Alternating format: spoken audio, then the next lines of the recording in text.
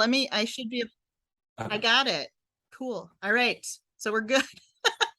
Oh, the joys of Zoom. All right. Well, thank you for those of you who could join us. It's exciting to have people from two different parts of my life, both Pulse and Trinity. So that's like fun to just have that. And yeah, we're going to talk today about taking advantage of the Public Service Loan Forgiveness Limited Waiver Program.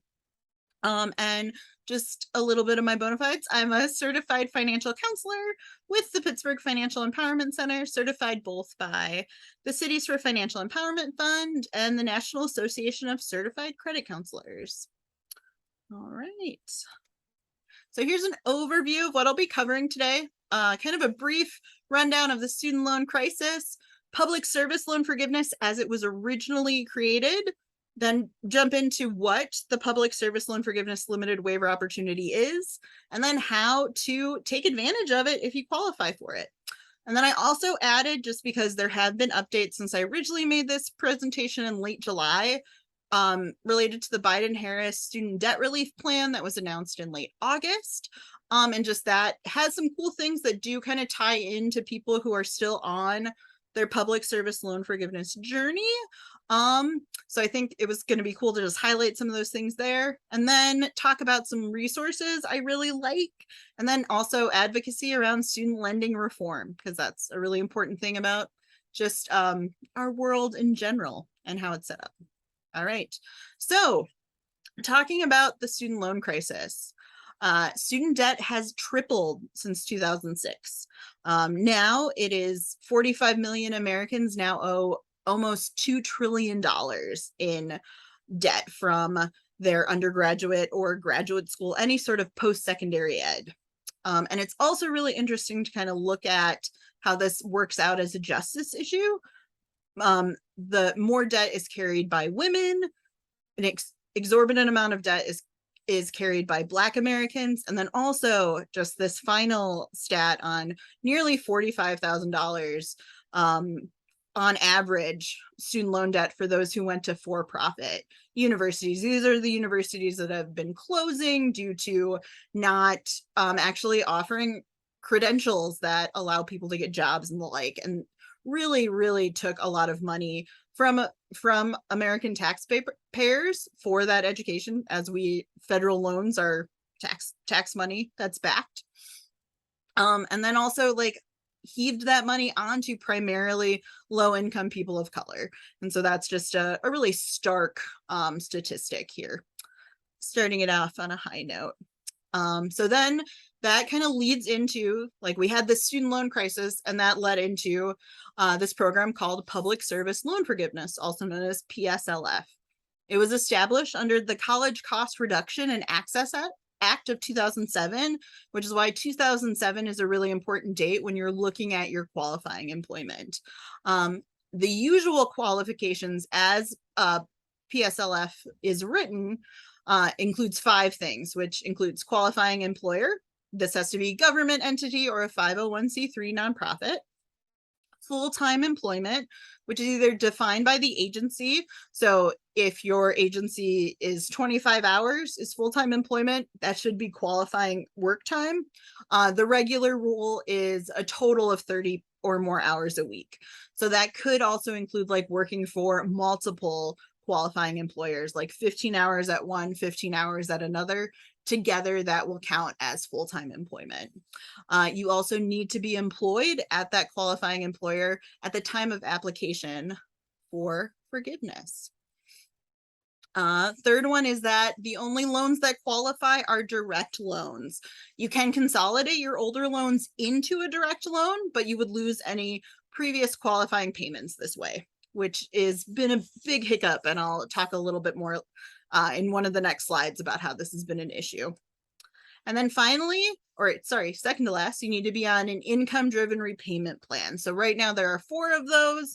There's the original income-driven repayment plan, the income-based repayment plan, the pay-as-you-earn plan, the revised pay-as-you-earn plan, repay, and then the income contingent repayment plan. Those are the 4 ones that qualify. And then you need to make 120 payments. They do not have to be consecutive. That does equal 10 years of service at a qualifying employer for forgiveness. Remember, these are the usual qualifications. This waiver changes them. And so we'll talk more about that later.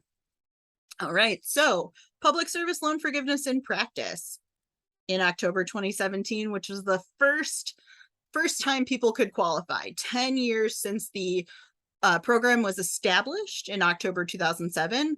99% of these initial applicants were denied due to not meeting program requirements, including being on a non-qualifying repayment plan, so like a non-IDR plan. Also, big issue, having the wrong type of loans, having not direct loans. In response, the Department of Ed creates the Temporary Public Service Loan Forgiveness Fund, which expands the public service loan forgiveness options, but it's a fund. And so when the money runs out, there will be no more temporary PSLF forgiveness options. And it doesn't solve all of the problems, but it did allow people who were on the wrong repayment plan to qualify for public service loan forgiveness. All right. Another big thing that happened, as we all know, about 2.5 years ago, COVID hit. Huge economic fallout, which led the government to put certain federal loans under an administrative forbearance. This forbearance only applied to direct loans, which again are those same loans that usually would qualify for public service loan forgiveness. Unlike other forbearances in practice, these months, because this is a special administrative forbearance, do count towards public service loan forgiveness and income-driven repayment plan forgiveness. There was a suspension of payments. No one had to make any payments during this time, as we well know, and it's set to expire at the end of this year. And also another big bonus, 0% interest rate. So all of our direct loans, for those of us who have direct loans, are in suspended animation. They kind of froze on March 13th, 2020, and that's where they've been for the past 2.5 years. It's also really great for people who were in default. It stopped the garnishment of their loans, which means for those people who had their wages garnished, their Social Security payments garnished, their tax refunds garnished, that has stopped, which has really allowed people to thrive in the last couple of years and realize like, oh man, I didn't realize I was losing money because of my student loans. All right.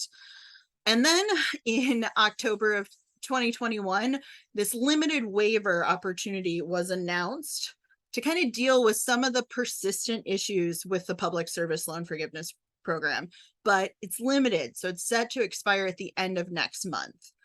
Big thing here is that borrowers may receive credit for past periods of repayment that would otherwise not qualify. So that's what makes this really exciting. But as we mentioned here, it's limited. So you got to take advantage while it is still available. The key changes here. It includes all federal loans, not just direct loans. You will need to consolidate your non-direct loans into a direct consolidation loan by the end of October to qualify. But this is really great because it was very common before 2010, which is when they got rid of the federal family education loan program. So if anyone here went to undergrad like myself at any time before 2010, I didn't have any direct loans from undergrad. I had federal family education loans and a Perkins loan. Those loans didn't qualify for public service loan forgiveness as the law was originally written. So my situation was before grad school, I figured that out late. And then I was like, okay, I lost 6 years of potential public service loan forgiveness payments because I had the wrong loans. But I was able to get those 6 years back because of this waiver, which is really exciting. Any repayment plan qualifies. Now, it doesn't just have to be that IDR plan. This could, if you had any months on a the regular 10-year plan before you applied for an IDR, but we're at a qualifying employer, those months count. Same if you were on a graduated repayment plan, those months count, or extended repayment plan, those months count, which is really exciting. Any periods in repayment now count, even if they were ineligible before. This would be if you made any late payments or we're not yet at default, but we're getting close to it. Those periods that usually didn't count now count, which is very exciting. And then also certain periods in forbearance and deferment now qualify. This could be a forbearance that was 12 or more months consecutively, or 36 or more months cumulatively will count for public service loan forgiveness. Deferment, any deferment except in-school deferments, those still don't count. Before 2013 count, and then hardship deferments from January 2013 on will count for your public service loan forgiveness. Granted, these are the changes, but there are some things that are staying the same. Oh, and sorry, you can apply for forgiveness while not working at a qualifying employer. So this is a great opportunity for people who might have left public service and thought they had just lost their chance for public service loan forgiveness. They can still apply even if they're no longer working in the public sector. However, there are a couple things still remaining the same.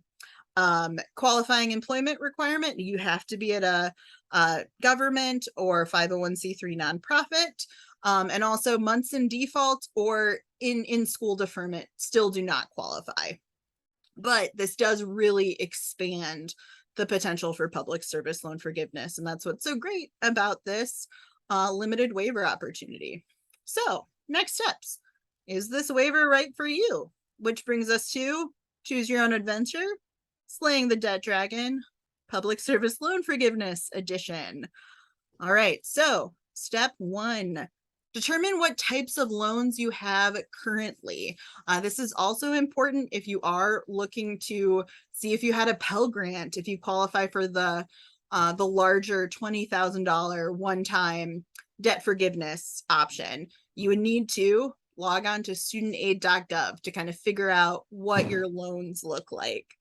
And that can also help you figure out if you have Pell Grants, which then would tell you if you qualify for that larger forgiveness option. Pro tip, like I mentioned earlier, if you went to undergrad before 2010, it's highly likely that you have some non-direct federal loans, specifically those federal family education loans, and would likely benefit from this waiver. Another date to keep in mind is if you went to undergrad before 2017, you might have gotten a Perkins loan, which would have been from your university. It's federally backed money, but it went through your university. Those loans also do not traditionally count for public service loan forgiveness. So that's another reason where you would benefit from this waiver. All right, step 2, check your public service loan forgiveness monthly counts. If you were pursuing public service loan forgiveness before October of 2021, your loans would either have been with FedLoan or have moved recently to Mohila. Both FedLoan and Mohila had the most up-to-date numbers of months that qualify. So this is where you would want to be to check your loan counts. It would probably be good to kind of map that loan count out against your work history since October 2007. And remember, that's a key thing here. The public service loan forgiveness starts in October 2007. So if you worked at a qualifying employer in 2006, that doesn't count, but anything after does. So it'll be good to kind of map out what your count on Mohila or FedLoan looks like, and then compare it to your work history. And if there's any missing parts, be worth checking out, seeing if you would benefit from this waiver. Key thing here is if all your loans are already direct, you don't have any missing payments, and all your payment counts are the same. So this is another kind of cool thing here where I mentioned all your payment counts are the same. This would be if you have, like, you maybe have some qualified employment in between your undergraduate years and your graduate school years. It would be worth taking advantage of the waiver, and I'll explain that a little bit later. But if all your payment counts look the same for all of your loans, stop here. You are already set to get public service loan forgiveness as fast as you can. Like if all your loans were already direct from undergrad on, maybe you don't have a graduate degree, you've kept on top of all your employment certification, you're in a good spot, and you just need to continue working to get public service loan forgiveness. However, if any of these qualify for you, like, do you still have some non-direct loans, like maybe a Perkins loan or a federal family education loan program loan from 2006 or even like 2009? Are you missing any qualifying payments in your payment count? Do you have multiple direct loans with varying payment counts? This is where would be if you have some undergraduate debt and some graduate debt, but maybe you had some qualifying employment in between the two. You can actually, through this waiver, round up your graduate school loans to your undergraduate school loan timeline and get forgiveness on that later debt earlier, which is really cool. So, getting that forgiveness sooner is what we're really looking for. And then, did you consolidate any of your non-direct loans into a direct loan after a period of qualifying employment? That's what happened to me. This is very common because of just the issues with lots of miscommunication around public service loan forgiveness and the like. So just, it's happened to a lot of us. In that case, this waiver is really designed for you. All right, so we go to step 3, consolidate. So step 3 and step 4 can kind of happen at the same time. Step 4 is certifying your employment, but I've heard it greases the rails a little bit if you consolidate your loans first. This means turning your non-direct loans into a direct loan to officially qualify for public service loan forgiveness without losing any qualifying payments you made before the consolidation. That's the key thing of this waiver, is it kind of waives that rule for the time being. This is also a great thing if you do have those loans from different periods of your life, or even if you maybe you took some time off in undergrad and worked for a year at a qualifying employer. You can, get that year to count for the debt you had later in undergrad. So this is where you want to consolidate those direct loans with different payment counts into one new loan, which will round up to the higher payment, to the loan with the higher payment count. All right. Stop here if all your loans are now direct. Or I guess, so this is where I had to reverse these two things. So this is kind of a, if you've already certified your employment, you can stop here and all your loans are now direct. But you're still waiting to get a few more payments. Then you can continue on. All right. And then step 4, which is kind of, again, that step 3 and step 4 are kind of in the murky water, that they can kind of happen in reverse order, but I've heard consolidating your loans first does help getting the certification process to go a little bit faster. So step 4, certify any previous employment that qualifies. This will be done utilizing the public service loan forgiveness help tool, and also be sending out a copy of this presentation that has hyperlinks to everything. The public service loan forgiveness help tool, you can look up your qualifying employer EIN number, type that in, and then it'll put that information in there. It'll also tell you if your employer likely qualifies or if it doesn't. I've been talking with some agencies that are not 501c3 nonprofits, they're 501c4. So they technically don't qualify, but they might be able to show that they can qualify because they do a lot of work in a targeted area. And it does get a little messy, but it should be able to allow their employees to qualify for public service loan forgiveness. It's just going to be a little bit harder for them. But for most of us, if you were at a qualifying employer that's a government entity or a 501c3, the much more common nonprofit, you should be okay, and it should come up automatically when you search for it. All right. Warning here. You send in the forms, be prepared to wait. But as long as you have those forms in by the end of October, they'll still count, even if they are not processed by the end of the waiver. It's kind of like, as long as they are in And also, even if you haven't like gotten your employer to certify them, turn them in and just check the box saying, hey, I wasn't able to get my employer to certify this. This could be like your nonprofit that you're trying to get certification from no longer exists. Or, like you're having a hard time getting in touch with them. Turn in that form no matter what, just to really show you've gotten it in before the end of October. I think that'll just be a key thing to really show that you did your due diligence, and just be prepared to wait. I had to wait about 4 months when I turned in my paperwork in November of 2021 to get my updated payment count. So it's going to take a while. I have a feeling they're going to extend this temporary waiver because they're going to get a flurry of applicants and paperwork in October, but they might not. So I would say just turn in the paperwork to show that you are working on it. Another thing, if you are having trouble getting in touch with a former employer, they do accept paperwork like your W-2 from the tax year that you were employed at that employer. And also if you have any pay stubs, that's the kind of supporting documentation that will help them process it. You can also call MOHELA. They're the people handling public service loan forgiveness now, and ask them like what's kind of supporting documentation they would like. But my best guess is they really want you to send in a W-2 or a pay stub. That's what they're going to use the most. Right.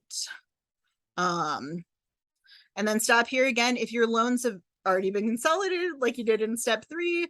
And also if this corrects any repayment count mistakes you noted, but you're not officially at the 120 payments yet.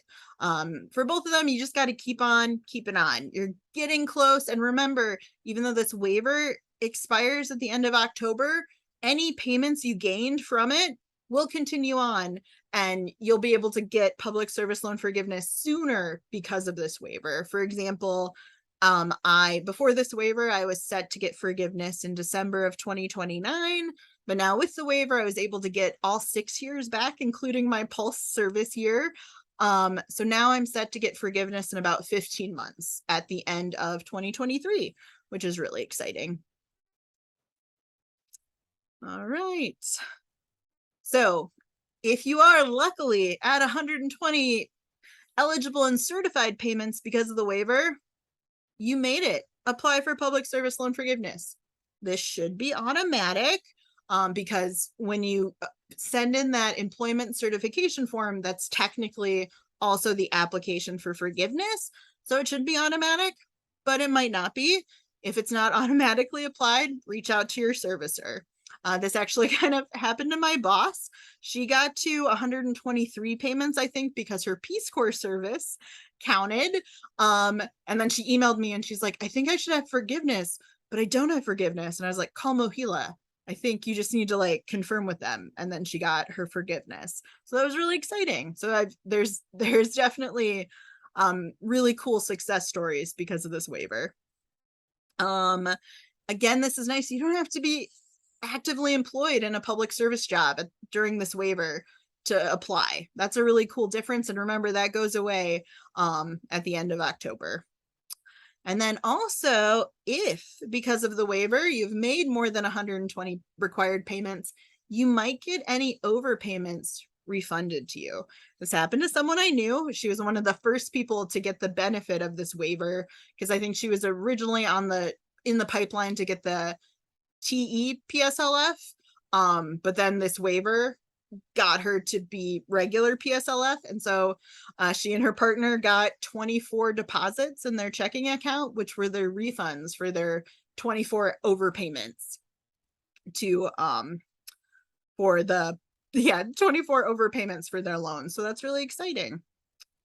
All right, stop here. Congratulations, you've achieved what many have sought, but few have been rewarded with. This is really exciting, but it's also okay if you're not there yet. You just got to keep on trucking. Like I said, this is bringing people a lot closer to it, but not all the way to the finish line, but it can, bring you significantly closer. Remember, any payments you gain during the waiver period will remain in your account. and they don't expire once certified. And also remember that going forward, we're going to be back to the original public service loan forgiveness rules, such as being on an IDR plan for your payments to count, and also needing to be employed at a qualifying employer at the time of application for forgiveness. And then also, if you end up getting an additional degree that you use student loans to help fund in the future, you won't be able to round those up to your older repayment timeline. So you could apply for public service loan forgiveness again 10 years after that degree. But this is a great time to really consolidate things and get forgiveness sooner on any loans with different timelines. All right.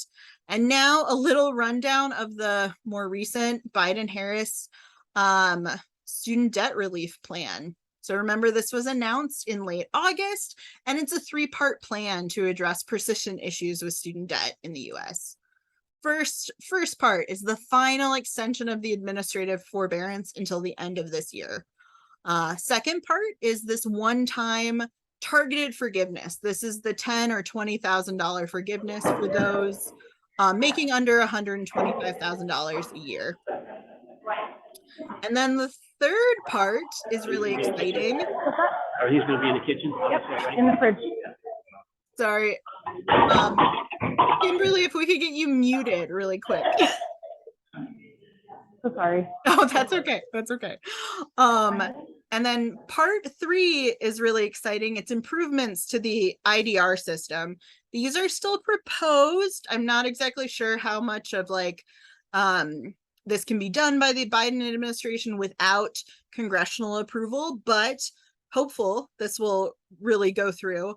It'll reduce the cap on discretionary income from 10 to 20%, as it is currently written, to only 5%, raise the amount of income that is considered non-discretionary to 225% of the federal poverty limit, which means no borrower earning the equivalent of $15 an hour full-time in a year or less will have a monthly payment. They will all qualify for that $0 monthly payments. It will also forgive loans after 10 years instead of 20 to 30 years. That's part of the income-driven repayment plan forgiveness program, but that only counts for balances that are under $12,000. Also, it has this cool thing where it will essentially turn, if you're on an income-driven repayment plan, will turn any unsubsidized or basically any loan into a super subsidized loan where the federal government covers any unpaid monthly interest that would usually accrue. The key things here for people seeking public service loan forgiveness are, again, that extension of the administrative forbearance, because remember, the months of the administrative forbearance do count for public service loan forgiveness. So we're all getting some extra months of $0 payments and 0% interest. And then also these 2 things that really help make the IDR repayment plans more affordable. Now, you'll be able to have a smaller payment plan, or a smaller monthly payment rather, and that'll still count for your forgiveness. And so you'll end up getting more money forgiven in the long run and be able to keep more money in your pocket because of this change that allows, the amount of money the federal government says they're willing to take for student loan debt. Making that smaller really helps you just have more money in your pocket on a monthly basis and get more money forgiven at the end of your 120 payments. All right, so a couple final things. Some student loan resources I really like. TISLA, the Institute of Student Loan Advisors, an amazing team that offers email student loan counseling. It's for free. I've learned a lot from them, heard her present on a Consumer Financial Protection Bureau presentation in the fall of 2021. She's helped me with my loans. I've also encouraged many of my clients to go talk to her. Really great. Also, if you're in a city that has an FEC like Pittsburgh, I encourage you to seek out free one-on-one counseling. It could be for 2 sessions or 20 sessions. We're free for as long as you need us. And then as a final thing, just before questions, just advocate for student loan reform. The Student Borrower Protection Center does a lot of cool work around, creating a world where we don't have to get into so much debt to achieve the American dream. And also the Debt Collective is a union of debtors who've done some cool action to really put pressure on the federal government to do things like extend the administrative forbearance and the like. And then, of course, it's always important to vote. I've been getting lots of text messages and emails about that. And, this is where we exercise our rights as part of the populace to encourage change. All right. So that is my spiel. Any questions?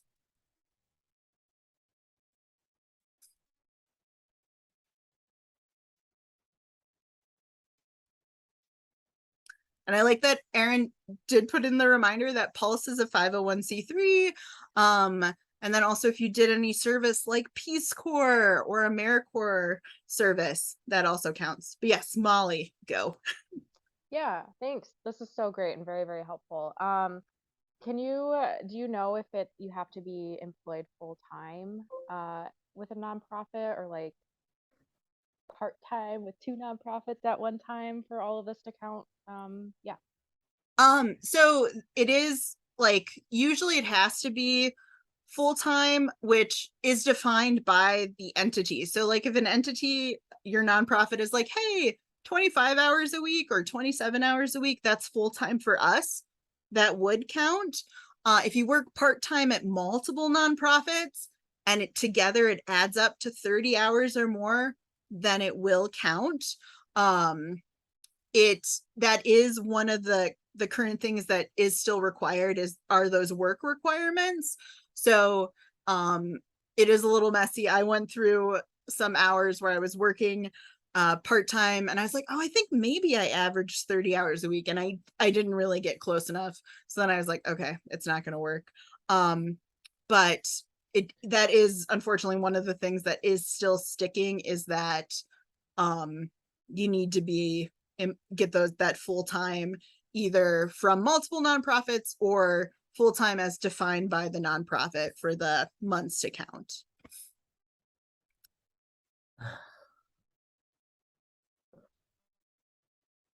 Right. Sorry, I just realized I'm muted here too, but I'm curious, specifically about the Pulse Fellowship and claiming those payments. We wouldn't have pay stubs in the same way. I haven't gone through those records in a little while, but I'm just curious how I could. You can just get it signed by Aaron and it works out. Okay. So yeah, if you have that PSLF form, okay. You can just email it to me. I'll pop my name in the, my name. I'll pop my email address. You can send it to me and I will get it filled out and sent back to you pretty quickly. Yeah, that's what I had to do. And I was at I was at Pulse well before Aaron started, but and he was able to approve it and I got those months to count. So it's really great. Thank you. All right. Yeah, and like I said, I will send this out. But yeah, any other questions? Sorry, I came in late. So the question you just answered was, while we were in Pulse, so those payments, even if they were zero, do they still count towards public student loan forgiveness? Yeah, so in a couple different ways because of this waiver. One, if you were in Pulse during any of the pandemic, they definitely count because of the administrative forbearance counting. But also, if you were in Pulse and went on a deferment for an economic hardship deferment after 2013, or just a service deferment, which is actually what I went on when I did Pulse, this waiver expands qualifying months to include those deferments, which usually didn't qualify. So depending on when you did Pulse, I know when Chris was there, he changed it a little bit. to really encourage people to just go on an income-based repayment plan, and then that would automatically count towards public service loan forgiveness. But even if you went on a deferment, because it was before he figured that out, which is what I did in 2010, I got those months to count anyways, because this waiver expands it to include those deferments. Yeah, I think I was there 2018 to 2019, and I'm fairly certain I was already on an income-based repayment plan. I think that, So, yeah. So, yeah. so I think those count. I would say turn it in. It doesn't hurt, Mhm. and Aaron's willing to sign. So, Great. yeah, I'd say go for it. I just have a follow-up question. So when so is it still true that you can only apply after you've done those 10 years of qualifying payments, or is it because of the new I'm sorry. Oh, that's Do you okay. still have to do it after 10 years, or can you apply now? I guess I'm confused. Okay, so you would still have to get the full forgiveness. You have to get the 120 payments. Some people, because this waiver is changing the laws, they're getting forgiveness sooner than they thought, because they're getting months they thought they had just lost because of how public service loan forgiveness was originally written. Like, oh, I was on the wrong repayment plan, or I didn't consolidate my loans till I had been working for a year. They're getting some of that time back, so they're getting the forgiveness now. But if you're like still in it, like maybe this only gives you to like 5 years or whatever, it's still worth, you're getting closer to getting that forgiveness. And also turning in your employment certification form yearly is what's suggested. I think when public service loan forgiveness was first established, there was kind of talk of like, oh, just wait till you get to the end and then turn in your employment certification, which it's just really messy, and you end up losing paperwork, or you've changed employers so many times, or your nonprofit doesn't exist. So we encourage people to fill out that form yearly just to stay on top of it, and make sure your payment counts are correct the whole way through. So you're not hit with a, oh man, I'm off by 2 months at the end of 10 years. It's rather keep doing that yearly. So, maybe you won't be all the way there yet, but it'll be good to get pretty close. So. Okay. And then, so the year that I was in Pulse, that Pulse signs that, not the nonprofit I worked with? Yeah, it'll be Pulse will sign for that. Gotcha. Yeah, rather than the nonprofit. Yeah. Oh, thank you. No problem. All right. Well, if there's no other questions, yeah, this was great. I'm glad I could have this. This obviously is very close to my heart. I geek out about student loans, and want more people to know about this waiver opportunity, because it has, really, it's allowed, I think, yeah, I've gotten 6 years closer to forgiveness. I've known at least a couple of people who've gotten forgiveness because of this waiver. So I'm just trying to tell more people to get on board before the end of October. All right. You are all very welcome. Yeah, thank you. This is really helpful information and valuable information, not just in the one sense, but it could literally be worth quite a lot of money to our fellows and alums. So thank you so much. Yeah, I had a client today. She's like, oh yeah, I've worked at a university for 15 years. I was like, you can get your loans forgiven. Do it now. So yeah. All right.